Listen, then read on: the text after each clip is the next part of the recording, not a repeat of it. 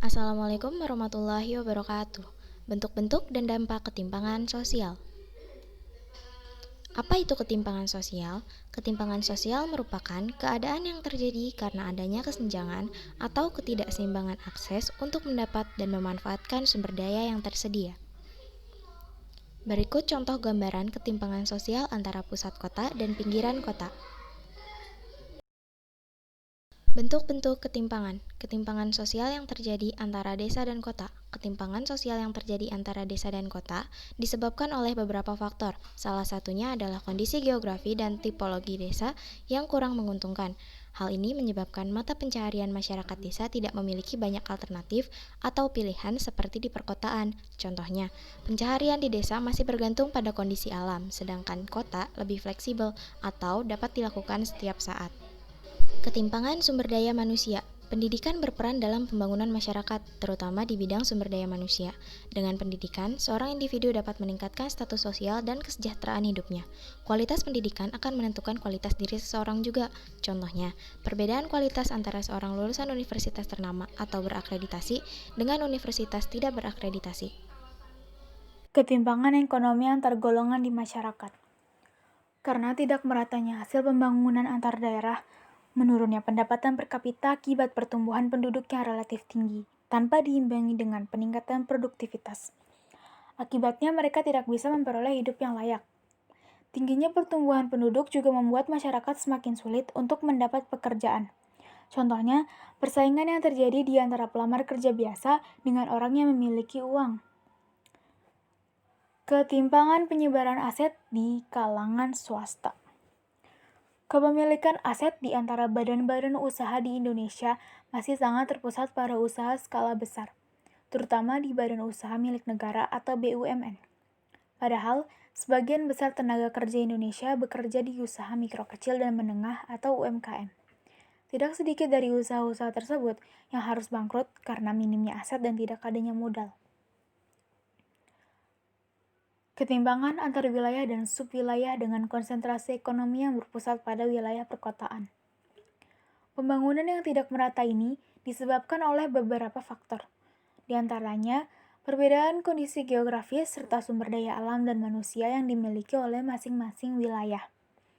Akibatnya, kemampuan suatu daerah dalam membangun pertumbuhan ekonomi wilayahnya juga berbeda-beda.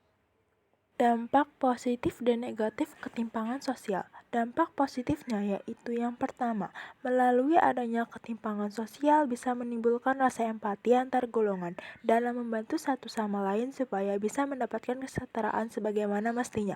Yang kedua, ketimpangan sosial dapat meminimalisir mental individu yang cepat puas supaya mendorong untuk mendistribusikan diri yang jauh lebih baik. Yang ketiga, mengajarkan mengenai kehidupan yang sangat beragam supaya bisa menerapkan kehidupan. Yang keempat, mendorong masyarakat supaya pandai bersyukur dengan apa yang telah dimilikinya.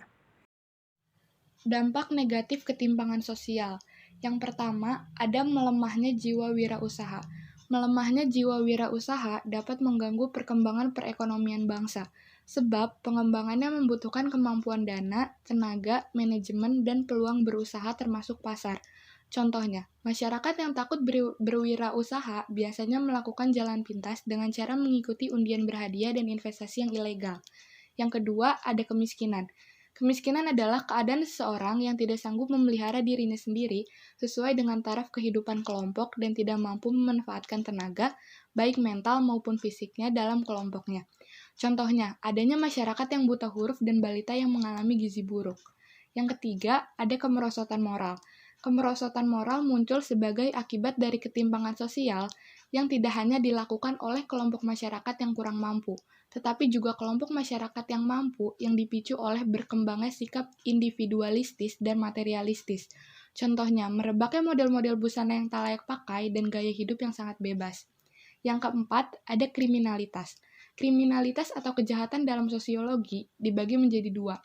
Yang pertama, ada kejahatan kerah biru, yaitu kejahatan yang dilakukan oleh masyarakat kelas sosial bawah.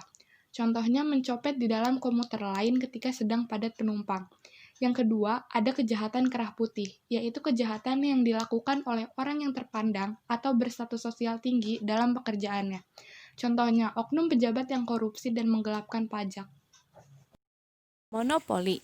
Monopoli adalah suatu penguasaan pasar yang dilakukan oleh seseorang atau perusahaan untuk menguasai penjualan produk barang dan jasa di pasar yang ditunjukkan kepada para pelanggannya.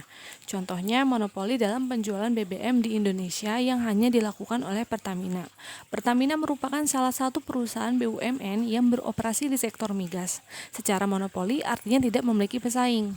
Dan yang terakhir adalah pencemaran lingkungan alam. Pencemaran lingkungan alam adalah rusakan tata lingkungan yang disebabkan oleh manusia. Contohnya, kebakaran hutan yang dilakukan oleh manusia dapat mengakibatkan kerusakan ekosistem maupun kematian flora dan fauna. Sekian sedikit pembahasan tentang bentuk dan dampak ketimpangan sosial yang dapat kami bahas. Semoga materinya dapat bermanfaat. Wabillahi taufik walhidayah. Wassalamualaikum warahmatullahi wabarakatuh.